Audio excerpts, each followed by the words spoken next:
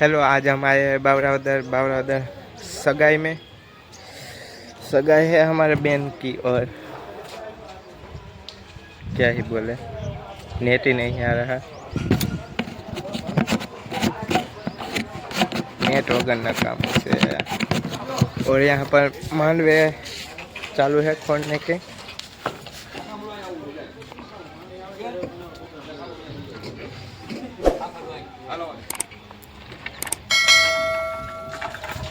और मैं आया था अभी छत पे और पानी का टाका भरने के लिए। चलो चलते हैं नीचे।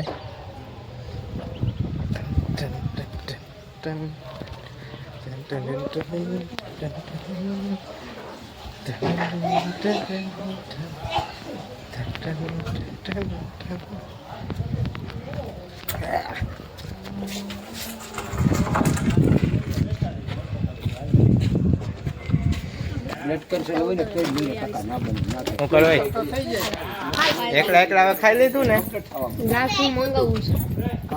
ટમેટો લેતી આવી જાય, ટમેટો લેતી આવી જાય નિર્વા